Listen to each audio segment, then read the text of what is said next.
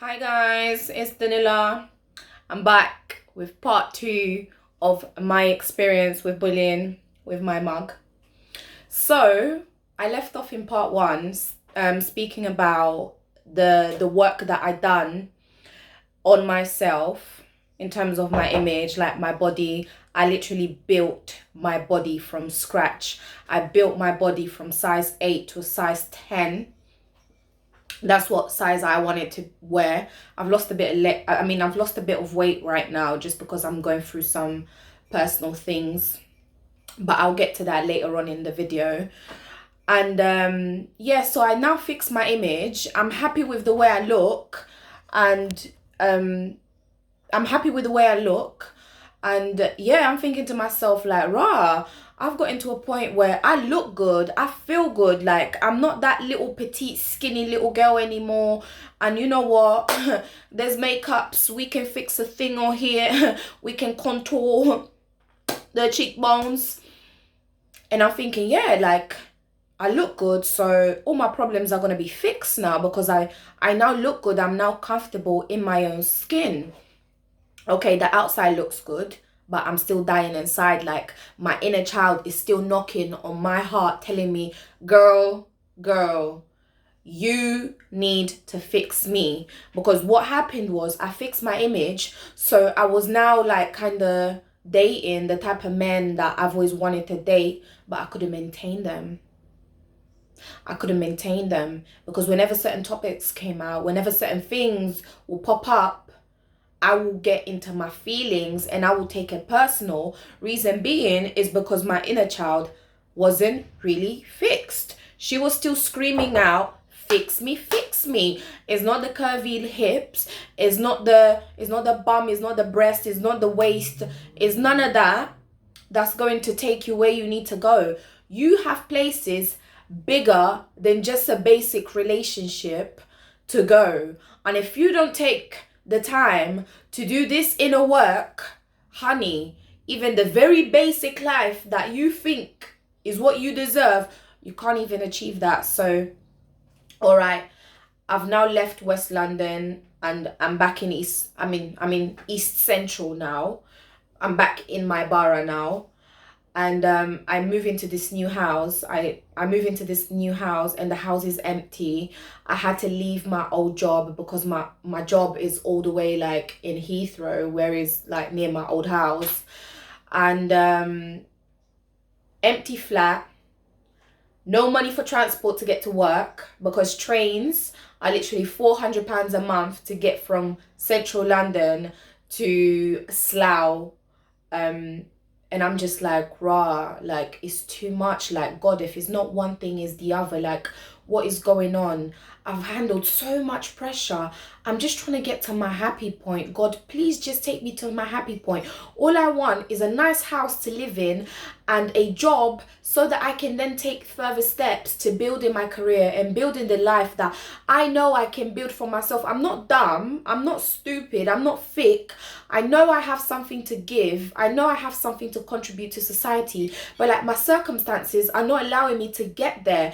And now I've got to walk into an empty house. Like, literally, my house was empty. I was sleeping on the floor with like the quilts. Like, I had 2 quilts. I put one on the floor, a pillow, and I'm covering myself with this other quilt. I now realize, you know what? I can't keep my job in West London anymore. I can't afford to travel 2.5 hours each way. That's like 5 hours on commute per day, on top of my 8.5 hour shift at work. And on the process of doing all of that, I'm sacrificing my child that has to get up at 5 o'clock in the morning. She's 4 years old. No, we're getting up at 4. We're out of the house for 6 so I can drop her to the childminder, leave the childminder, go run and catch 7 o'clock train so I can get to work for 9. Honey. I was like, okay, I handed my notice and I'm now jobless because I can't afford it.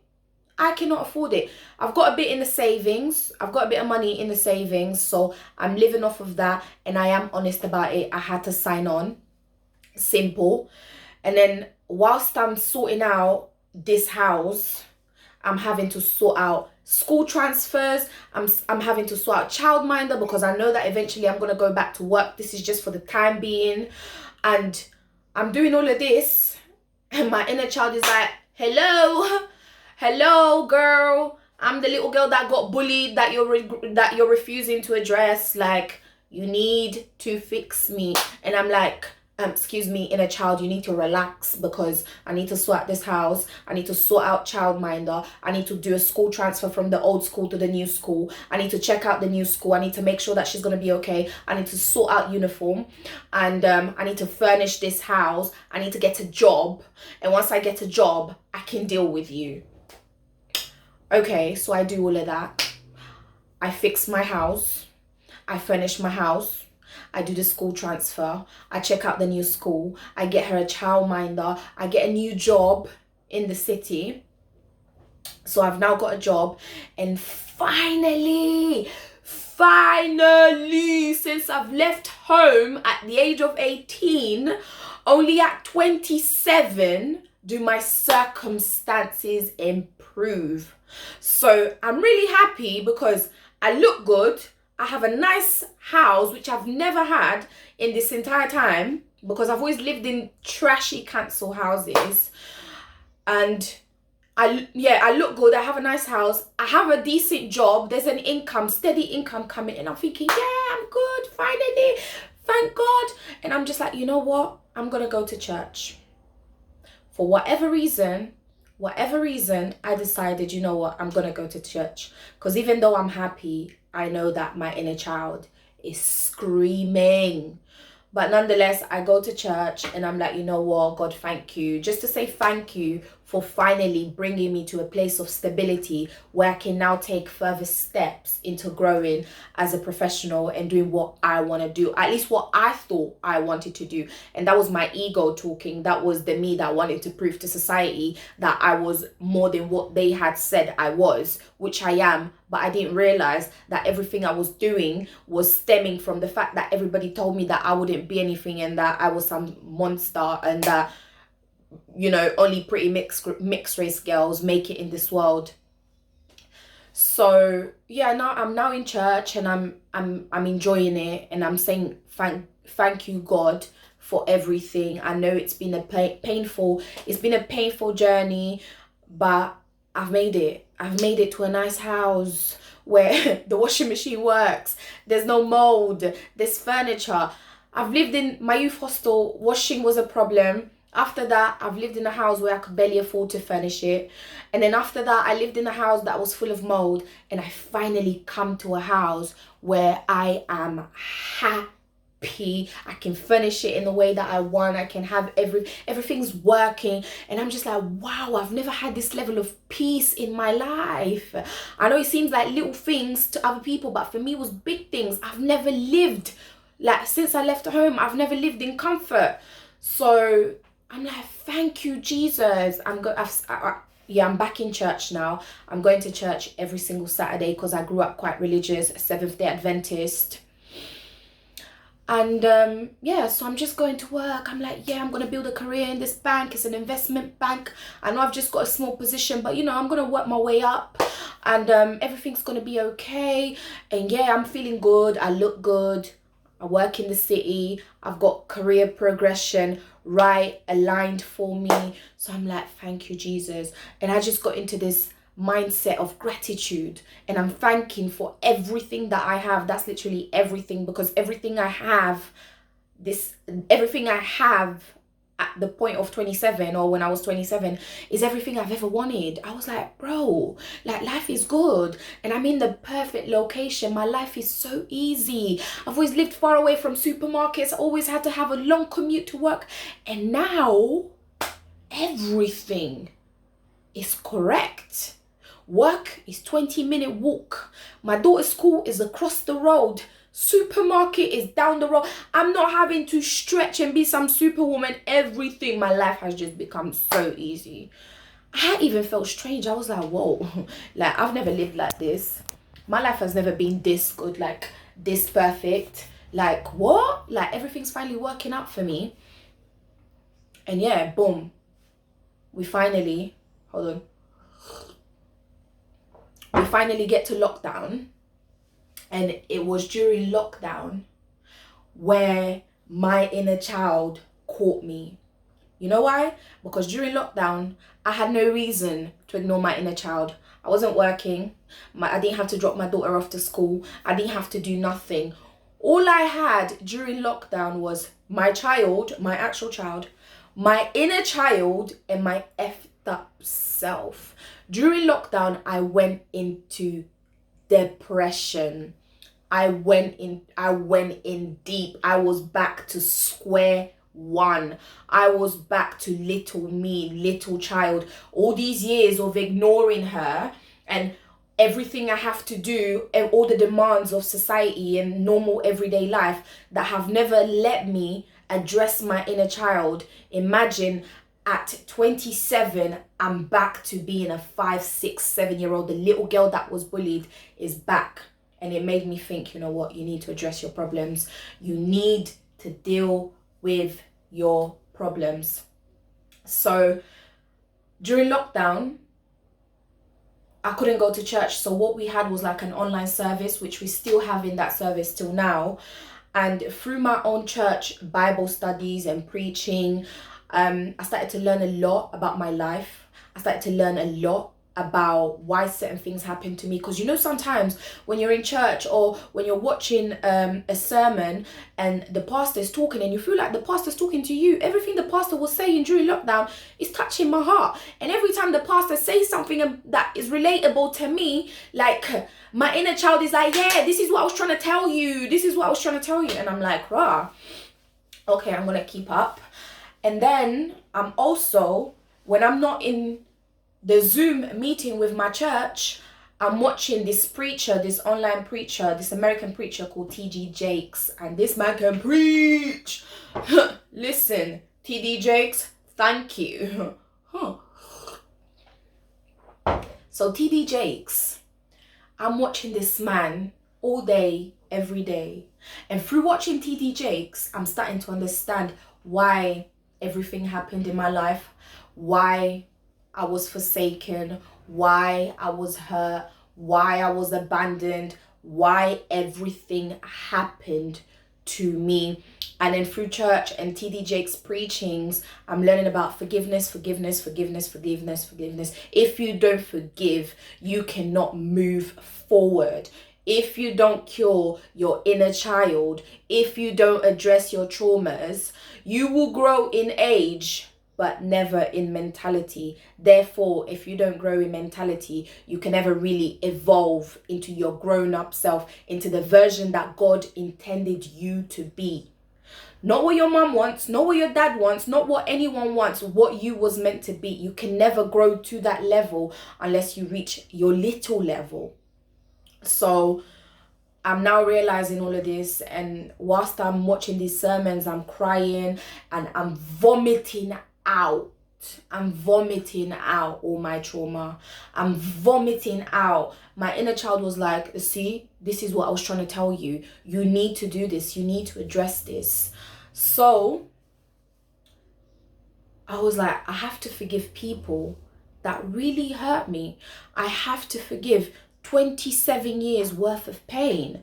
That's a lot. If I've reached 27 and I've not been able to forgive, I don't think I'm ever going to be able to forgive. But then my inner child is like, if you don't forgive, then you're never going to move forward and you're never going to reach your plans that you have for yourself. So then I got this idea. I was like, do you know what? Yeah, I need to understand something. So I decided, you know what? I need to understand who I am. In order for me to understand what has happened to me, I need to understand who I am. And what I mean by that is my heritage, my mum and my dad. So I go back, like I said in the first video, I'm Angolan. And I start researching about Angolan history, and I'm tracing our history back to when the Portuguese arrived in Angola. And as everyone knows, even learning in the UK, we've learned a lot about slavery. And from learning about slavery and what the oppressors did to the oppressed, yeah, I could understand why my dark-skinned family bullied me the way they did, yeah. Portuguese came to Angola in 1575. They left Angola in 1975. So for 400 years, Black Angolans have been oppressed, have been bullied, have been told that their noses are too big, their lips are too big, their hair is too nappy, you're too big, your bum's too big. They've been basically told, listen, because you don't look like we look, you cannot make it in life, yeah? Because all they've had to endure for 400 years is negativity from the oppressor, yeah? They don't know how to do anything else other than transmit negative energy that has been passed on from generation to generation to generation to generation. And that's what allowed me to forgive my Black family, my dark-skinned family, because they are only operating at the frequency of vibration, or better saying, they are only vibrating at their frequency, meaning that they can only do what they know. Do you understand? They've known negativity for 400 years, which was passed down from parent to parent to parent to parent to parent to parent, till eventually got to the point where I was in that house with them. And apart from that, light skin in Angola was a synonym of social opportunity, was a synonym of, you know what, she's gonna make it because her skin color is gonna allow her to make it, because the only people that make it in this country are whites or mixed race. And the mixed race, they make it because they have a white parent that's gonna take them there. So I'm thinking, you know what, yeah, because they see this in me, they have to point out my flaws. They have to tell me that a mixed race girl with alopecia will never make it in life. They have to tell me that a mixed race girl with a broad nose that has no bridge can never make it in life, so that I then pay attention to what's negative about me and forget the positive. And the positive thing about me was always school. And my favorite subject in school was the Portuguese language. That was reading, speaking, writing, and listening. I've always been great at communication skills, especially in Portuguese. So they're seeing, you know, this mixed race girl, and they're probably thinking, you know what, she's probably just gonna have to slap on a wig and she's good to go, because, you know, her skin's gonna allow her to make it. So only by understanding my history and the history of my country and the history of my Black family could I forgive them. And the reason why I was able to forgive them is because I know better. And by knowing better, I choose to be better and not bitter. Do you understand? I know that these people are just hurt. And I know that these people are just expressing what they've been taught to express. It's like when you're raising a child, you raise your child based on how your mom raised you, and your child is going to raise their kids based on how you raised them. So everybody's just passing information down, which is all negative. So I'm just like, do you know what? I'm hurt free. I forgive my family. I forgive those who forsaken me. I forgive. There is that one cousin, the evil one, that used to grab a pillow and put on my face and sit on top of me. Between me and him, we're gonna have a face-to-face conversation, because he was the one that went too far. Like, he used to make me cry. I used to be so sad, and I used to be so scared of him that I used to belittle myself before him so that he didn't bully me. So, and one thing you have to understand, on one thing in this path of healing that I've been doing for a year now, I've been on my path of healing for a year. One thing that I understood is that when you are a gallon size person, I quote Oprah Winfrey, when you are a gallon size person, you cannot expect pint size people, yeah, to fill you up.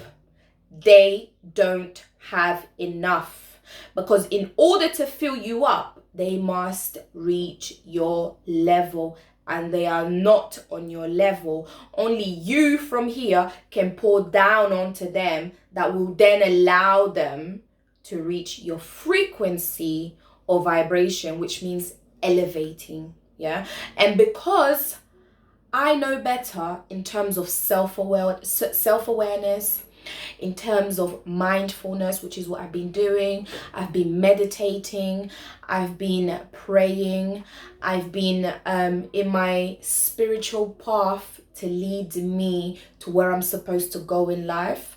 And this is part, even this doing this YouTube video is part of my healing and talking, because part of my healing is to put my experience out there to help shine a light on somebody who may be going through what I'm going through.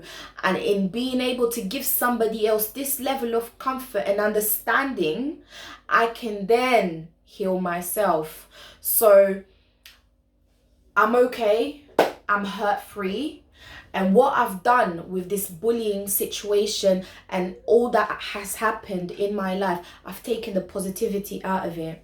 And the positive thing that has come out of so much pain and out of enduring so much pain is, one, I'm an expert at dealing with negativity. There's nothing anyone has not said to me thus far. Everyone has said the most to me, called me the nastiest names, you name it. I handled it like a boss, and I'm here. Second thing that has come out of literally 18 years of bullying is my level of resilience. I'm so strong, and I'm so like, whatever. If I have a goal and there's negativity coming left, right, and center, I'm just like, I'll be doing Neo from the Matrix, like, what? I've been prepared for this. What you don't understand is that bullying that was meant to break me made me. So if it didn't kill me, it made me into this strong, resilient woman that I am. And to other children who are like really tiny, I know I'm only 28 and I ain't no big woman like that, but to small little kids, they're looking at me, or they're looking at the number 28 whilst they're going through all that pain, and 28 seems so far, and they don't know how they're going to get to 28 with all this negativity. I will show you how you can step from 5 all the way to 28 without being an alcoholic, drug abuse, which eventually ends up leading to suicide. There is a direct link, yeah, between bullying and suicide. Just to read out some facts, I went to do some research on the National Bullying Helpline, yeah, and the number of suicide and self-harm that has been linked to bullying has increased in recent years. A study was carried out from reliable national database that states the rate of self-harm is 37 per every 10,000 girls and 12.3 per every 10,000 boys. Yeah? These are figures from 2017. Why are we not taking this into consideration? Not only that, the website also states, yeah, that Ofsted believes that they don't have enough resources to, you know, deal with the bullying, and the Department for Education has left bullying up to schools to deal with it, which then took me back to my experience in school. I didn't have anywhere to go. I didn't have anyone to talk to, because teachers are there to teach us the academics that we're meant to learn. They're not there to be psychologists. They don't know that all of this is gonna then lead to mental health. They don't know the impacts of bullying. A lot of the times I was taken out of classroom for fresh air and whatnot, and then put back into the classroom after crying or having a tantrum, and the person that's just bullied me is now looking at me in my face and still laughing at me because I'm a kid and I don't know how to deal with negativity just yet, until obviously I get to this age.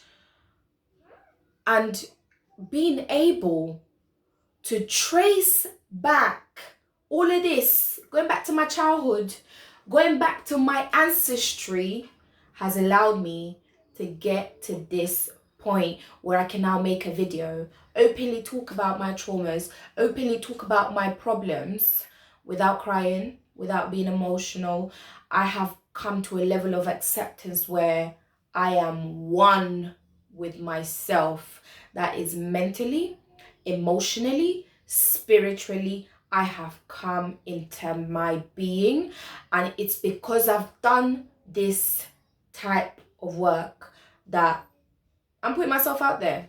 It's okay. I know that there are people, I know that there are children that don't have a grandmother like me that supports them. Some people don't have a single person. I had this one person that made such a difference in my life. Even whilst I was here in the UK, she was still being supportive. She was still being there for me. She was still constantly reassuring me. She's like, don't let go of your intelligence. Don't let go. Like, use the best in you, and that's what's going to get you through life. Forget the negativity and focus on your positive points. And literally that message, even just hearing it on the phone, she's not here to hug me or touch me anymore, but she's still doing her job. And I'm just like, you know what, yeah, what if there's children out there that don't have a single person? What if there's children out there that don't see the light? Honey, I'm here. Not only do I have 18 years experience with bullying, and trust me, I'm going to continue to make videos and talk about more things that were done to me throughout my childhood. I have experience with bullying, and I'm a mother. So I know how to deal with bullying, and I know how to deal with children. And doing all this work that I have done in a year has allowed me to walk into my purpose. I have found my purpose. And I'm not a YouTuber. I'm just choosing to put this out there. And I'm open to constructive criticism. Like, tell me, I'm literally doing this off my phone. Tell me what equipment I need to buy. Tell me how I can make my videos better. I'm open to guidance. Follow me on Instagram. My Instagram is Dariette_92. I'm going to leave it underneath in the description. And you might have cousins, you might have brothers, sisters, sons and daughters who are going to go into life and have to face these things. One thing that school does not teach us, or this academic system or life, yeah, is how to deal with negativity. Yeah. And sometimes you might say, yeah, that's up to your parents to teach you, but mom and dad are busy working full-time jobs, and at the end of the day they have to come home, you know, give children a bath, make dinner, help with homework, and then sleep and get ready for the next day. So the events of the day and the trauma and the hurt that that child has gone through have just been not addressed. So thank you guys. Thank you for listening to me. I hope you guys like what I have to talk about.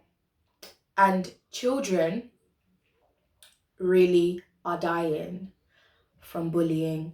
And I hope we start taking bullying serious, because if we don't take bullying serious, we are going to continuously have mental health, which then just causes other problems, such as having a financial impact on the NHS. Because if someone's got mental health, you constantly have to prescribe them medication, therapy. So why aren't we addressing the issue from the root of the problem? Yeah.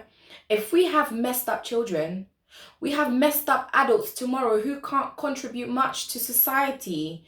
So I love talking about bullying. I genuinely enjoy this topic. I'm very passionate about bullying. And if you're being bullied, message me on my Instagram, leave comments under my video. Guess what? I'm going to talk to you, because I have decided to dedicate a lot of my time and my life to this cause. Is a big one. My child came home one time. She said, Mom, I'm being bullied. The way I went to that school, honey. But anyways, leave your comments. Please give me feedback. I'm really open to feedback. Tell me how I can improve. Tell me what aspects of bullying you want to discuss, whether it's the way you look, whether it's the way you speak, whatever reason you're being bullied, I'm the bully doctor, babe. Come to me. Bye.